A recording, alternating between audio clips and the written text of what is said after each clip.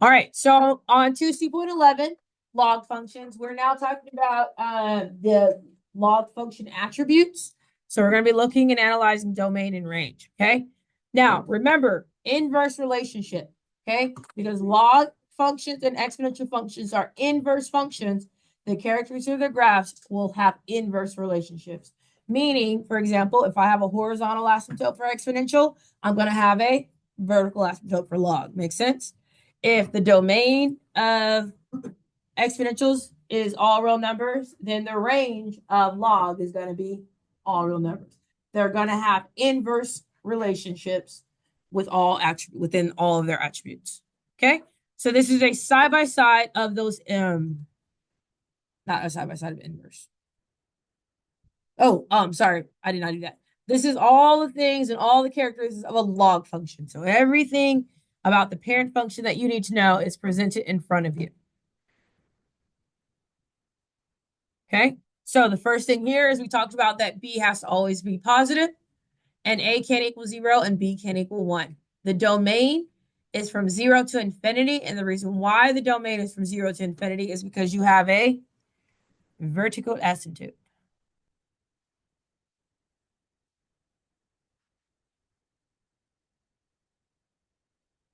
at x equals 0. Okay. So because we have a vertical asymptote at x equals 0, that's why our domain is from 0 to infinity. Okay. Our range is from negative infinity to positive infinity because it goes forever down and forever up. Okay. This is a positive log function, and this is a negative log function. Okay. You know it's positive because your A value is positive. And you know that it's negative because your A value is negative.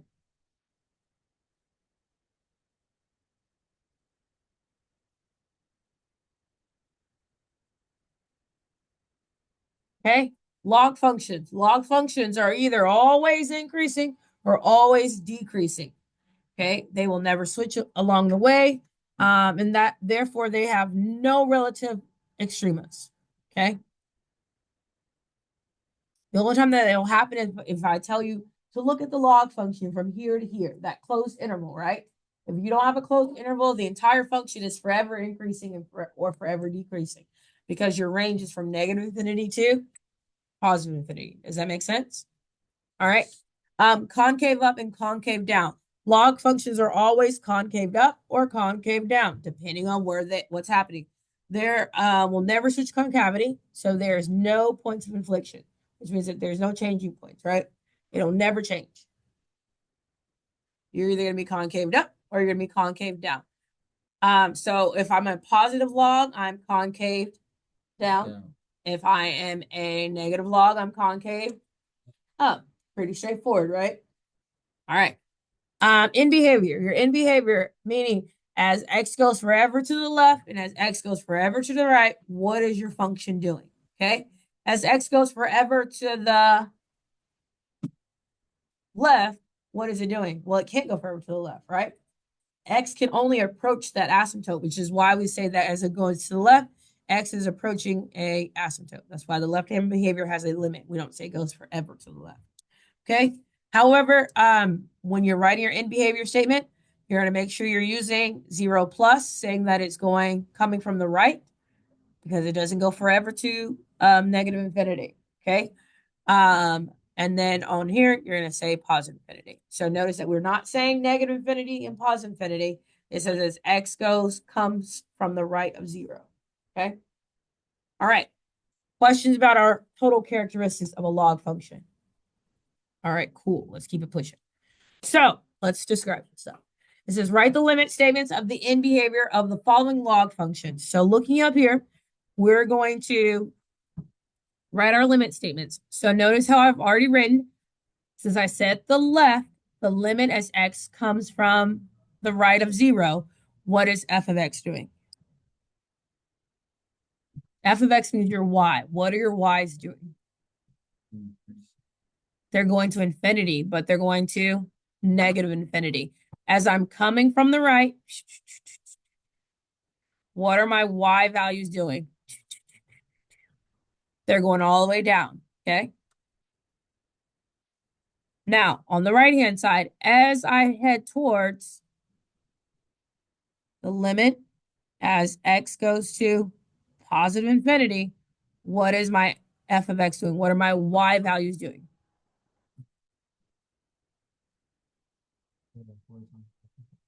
No, they're heading towards positive infinity. There's no horizontal asymptote. There's only a vertical asymptote.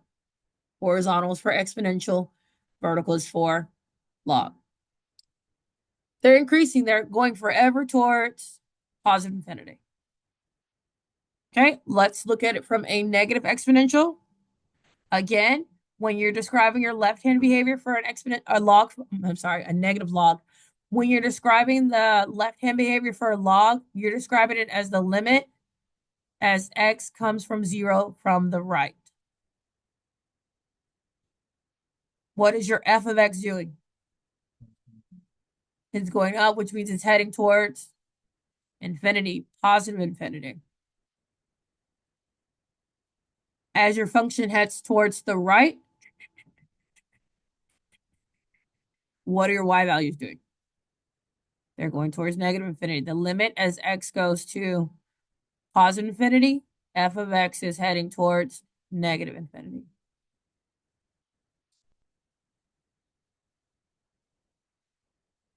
Okay, so this is without a picture. Without a picture, to describe what's taking place, you need to identify your a value, okay?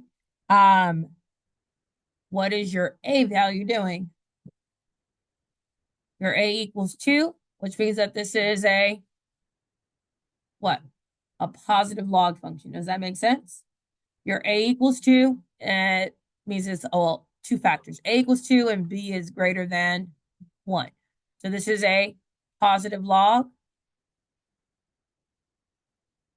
because it's a positive log function. It's going to do exactly the same thing that took place in example 1a.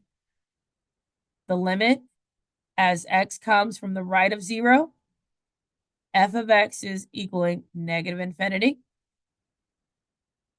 The limit as x heads towards positive infinity. The y values are also heading towards positive infinity.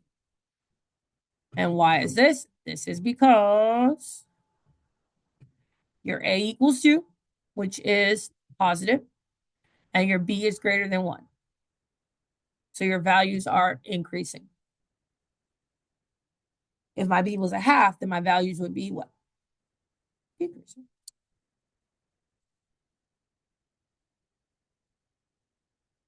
Okay, how do we feel about limit notation? Next, we're going to talk about concavity and increasing and decreasing.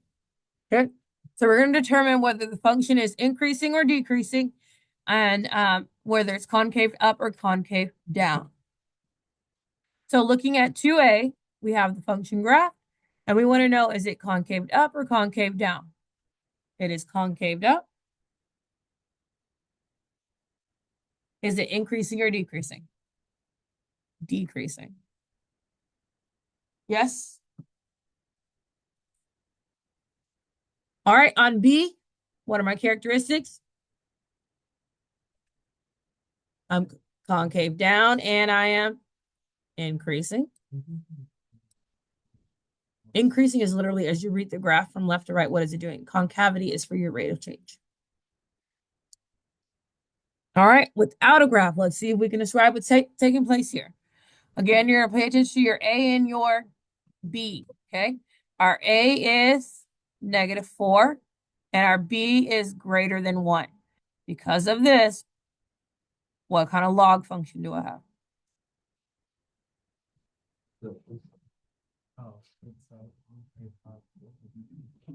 There we go. It should be doing this. So therefore, it's going to be concaved up, and the function is going to be decreasing. Your y values are decreasing.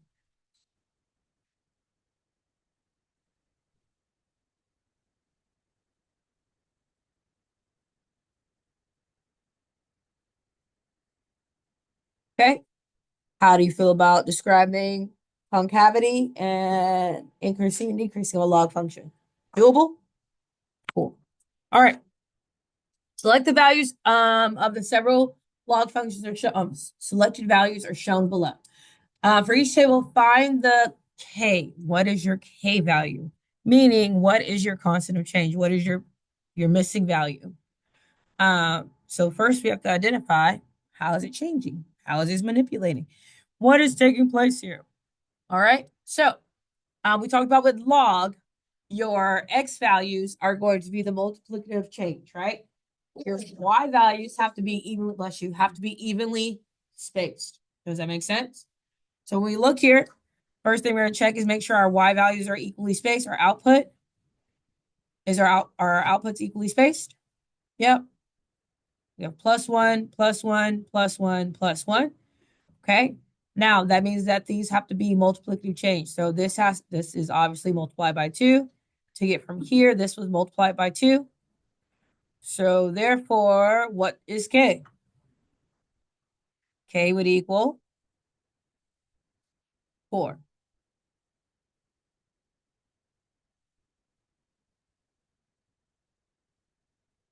Okay.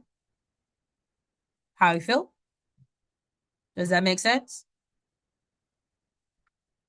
All right, let's look at g of x. So looking at g of x, what's happening here? Plus 5. Okay, this is +5.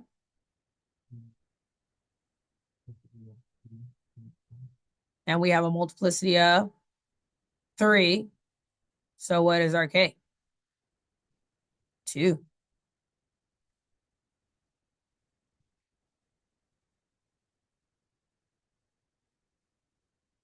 Okay. Next we have what's happening here.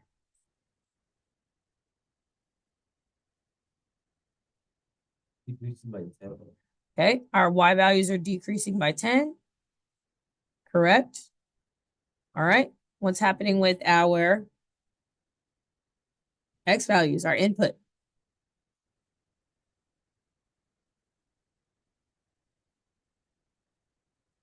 little tricky, huh?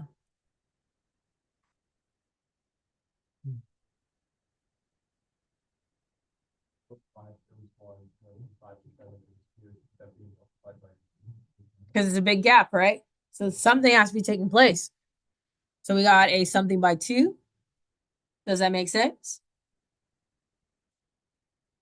Yeah. It's your powers of, it's powers of 2. He was right. So when you have 5 is 1. And 5, 7 is 2. yeah, but it's not back to back changes. So this is 10 numbers apart from each other. So in between 0 and these are not like, oh, there's a lot of numbers missing here, right? So there's smaller numbers in between that can make this possible where there's a pattern that exists. Okay, so we're going to talk about looking at that. So we have x minus 3, and they're powers of 10. Of 2, I'm sorry. So our x's, that's what this is going to be.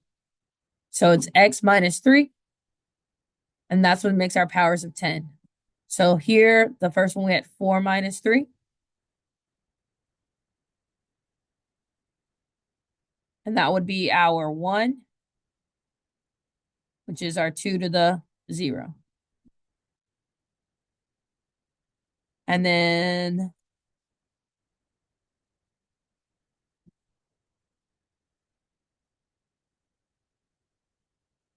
like you're manipulating it to make it fit a power rule.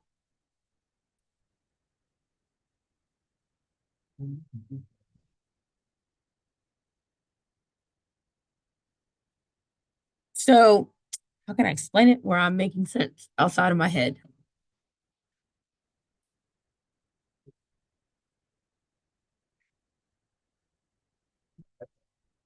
So like I know so this is what your rule is. H of x equals your -10 is always your a value. So whatever you're changing your y is, that's your a value. So my -10 is my a value. And I know that I have log and it's going to be log base 2, but it's x minus 3. It's just not x. It's the x minus 3 that's going to get me there. Just trying to put it in words that make sense outside of my brain. Mm. Minus 3, we put it on the graph. And now how we do it. Let me see. Let me pull up Sylvie. Why the heck did your brain do that? Okay. All right. So again, just recapping what I said. Initially, did we clearly see a multiplication pattern taking place? No. So I needed to find a pattern that did take place. So my starting point was if I can get to 1, I'll be fine. That's generally where I start. You can choose any number and subtract, but I have to change each one of these numbers by the same value. Okay. To get to 1, I had to subtract 3 from 4. And so I went ahead and subtracted 3 from all of the values. Once I did that, I now created a pattern of numbers with that multiplicative inverse, that multiplicative change. So now it's multiplying by 2. So it's not just x, but I took my x's, subtracted 3 so that the powers of 2 would be there. Does that make sense? So now this would be 5 minus 3 puts me at 2, which I already wrote it out. 2, 4, 8, 16, which means that this would be 2 to the 1 power. Is what it comes down to being. 2 equals 2 to the 1 power. 1 equals 2 to the 0 power. And it just keeps going. Those are its exponential models of it. All right. L of x is meant to also be another little challenge. So here we have, is this even a, does it initially feel like a exponential? How do you think you went from e to the negative 2 to e? What are your e values doing? You see a pattern. This was meant to be a challenge. You think it should be 1? Okay, well, this is e to the power 1. Oh. This was e to the negative 2. This is e to the 1.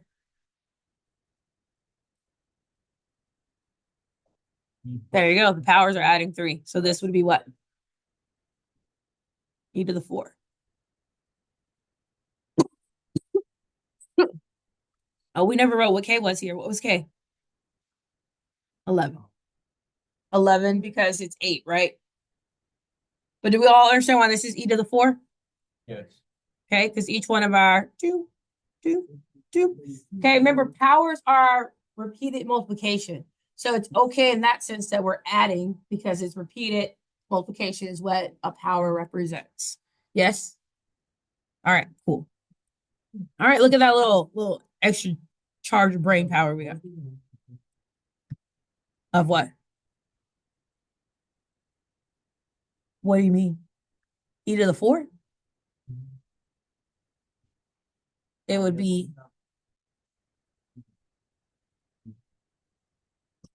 oh, this side? I don't get what you're saying. Please rephrase. Mm-hmm.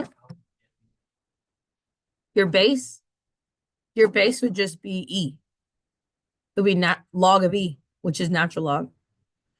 Yeah, your B would be E. So it would be log base E, which is just natural log. Is that what you're asking? Okay. All right, so here we go. Find the domain and range of the following log functions. This would be making sure that you understand what they look like without graphing. To know what they look like without graphing, you're going to pay attention to their A and B values. And yeah, just go from there. So log domain here, we have, well, your translations. 2 log base 3 of x. A is what? A is positive, right? So because A is positive, that means it's a positive function.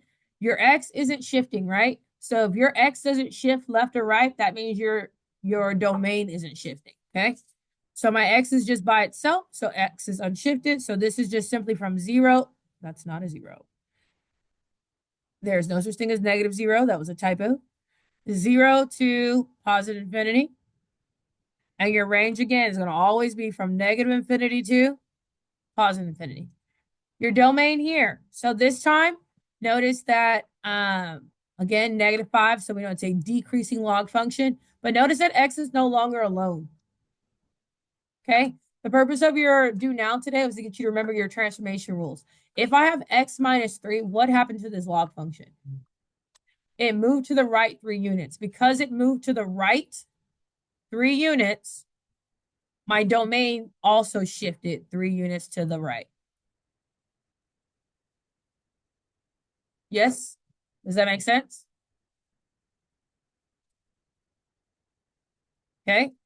Because it shifted, so did my domain. That vertical asymptote also moves with it. And my range, again, is negative infinity to positive infinity. The last one is written in non-transformation form. The reason why it's non-transformation form is because your leading coefficient has not been factored out. Okay, so this is actually should be written as 8 log of 2x plus 3 over 2. And that'll trick you because now it's in transformation form. Now you have your A, your B, your H, your K, whatever you want to call it, your C, your D. But now it's in transformation form. So this is what's happening to your X value by itself. The other piece was a dilation, horizontal dilation. This is your transformation, your translation. So now when we look at this, where did our domain go? I have x plus 3 halves. What happened to our domain? We went left 3 halves. Because I went left 3 halves, that means my domain now starts at negative 3 halves because it went to the left. Do we see that? And then it continues to positive infinity. And again, your range is going to be unchanged.